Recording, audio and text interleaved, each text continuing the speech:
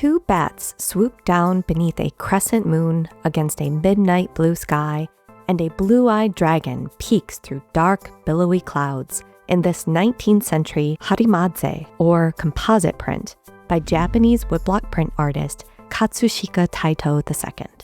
During autumn, bats often come to mind as eerie symbols of creatures of the dark, vampires, and the supernatural. But in East Asian artworks like this one, bats conjure something quite different. So, what do bats symbolize in East Asian art? Far from ominous, bats are a symbol of good fortune. The Chinese character for bat, pronounced fu, has the same pronunciation as the character for good fortune and happiness. These words are homophones, meaning they are two words that have the same pronunciation but different meanings.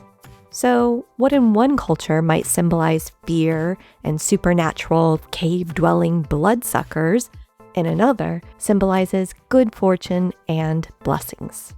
The positive symbolism of bats spread from China throughout East Asia via cultural exchange, explaining why they appear in both Japanese and Korean art across different media.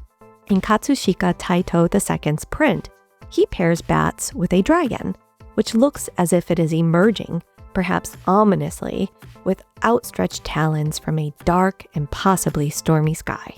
However, like bats, the dragon is also an auspicious symbol. Katsushika Taito II's harimaze print and other harimaze prints like this one could be cut apart to create separate images for collage projects. Considering the symbolism of bats and dragons, it's no surprise that harimaze pages like this one would be popular.